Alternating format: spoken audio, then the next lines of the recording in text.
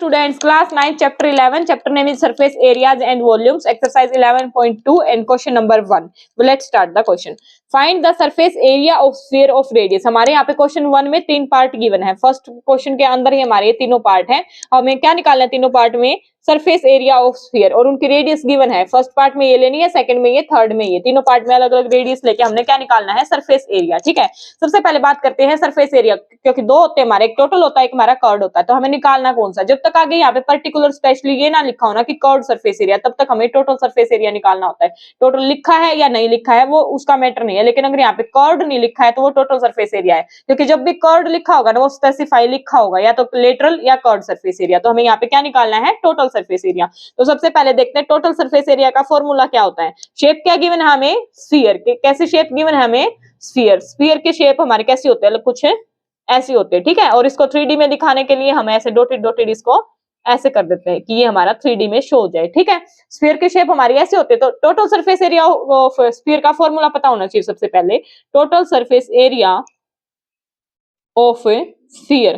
Total surface area of sphere. ठीक है, क्या होता है हमारा? 4 पाई आर स्क्वायर. क्या होता है हमारा फॉर्मूला?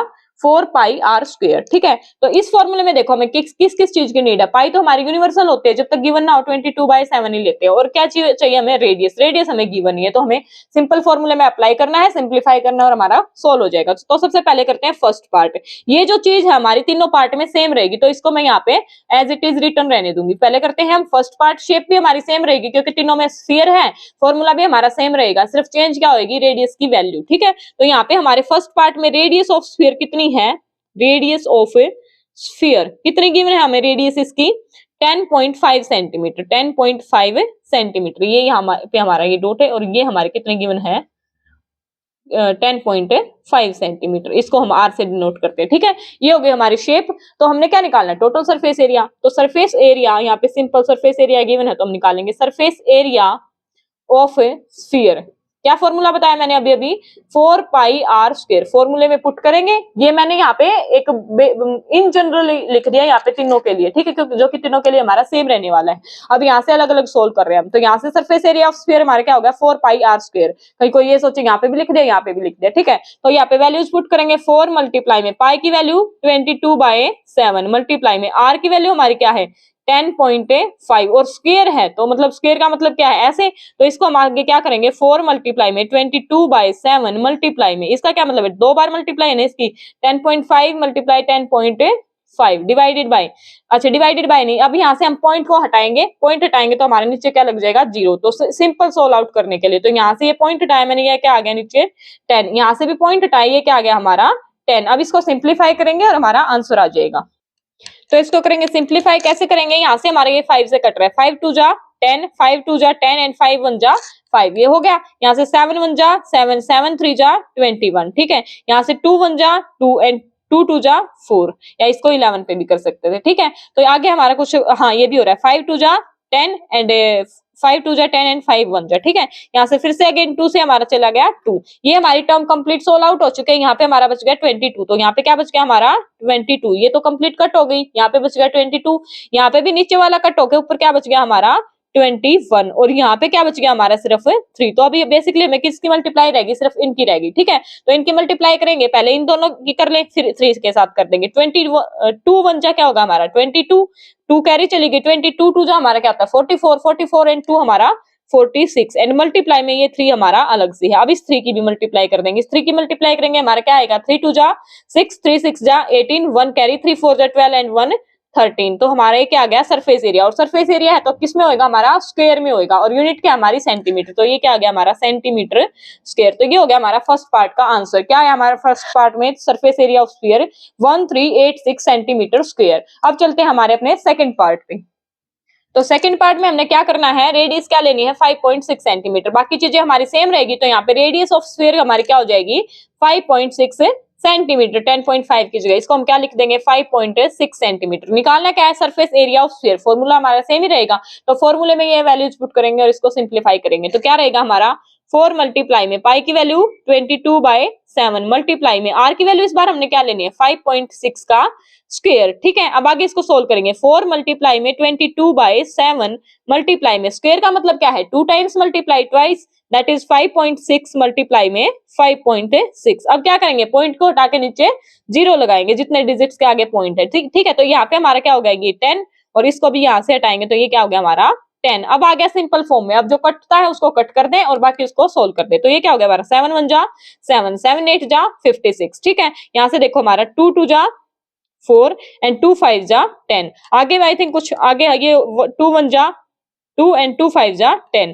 आगे कुछ कट नहीं हो रहा आई थिंक, तो हमारे यहाँ से ये टर्म तो कंप्लीट कट चुकी है। यहाँ से क्या बच गया हमारा 22 मल्टीप्लाई में, यहाँ से क्या बचा हमारा 56 डिवाइडेड बाय 5, और यहाँ से क्या बचा हमारा 8 डिवाइडेड बाय 5, ठीक है।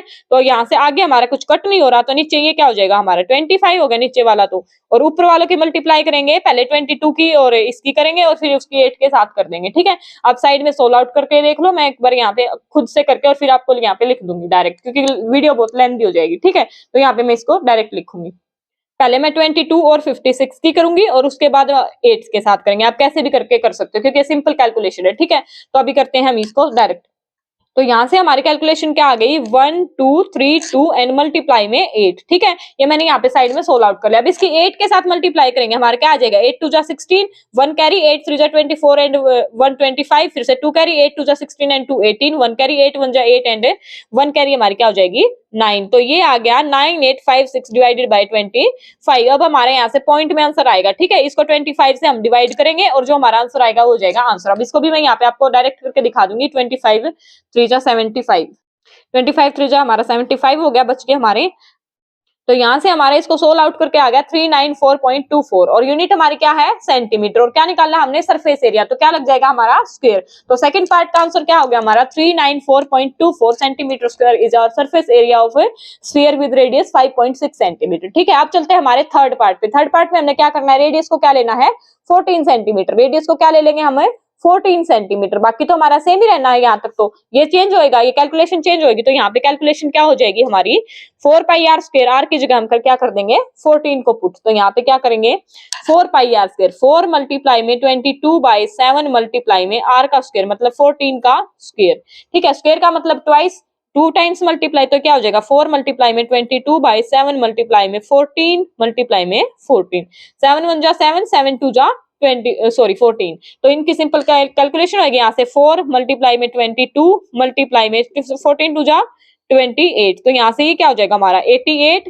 मल्टीप्लाई में 28, इसकी और इसकी मल्टीप्लाई। अब इनको सिंपल मल्टीप्लाई करेंगे यहाँ पे और हमारा आ जाएगा क्वेश्चन 8 8 जा 64, 6 8 64, 70 मल्टीप्लाई 8 जा 16, 2 8 जा 16 9 17 6 7 7 14।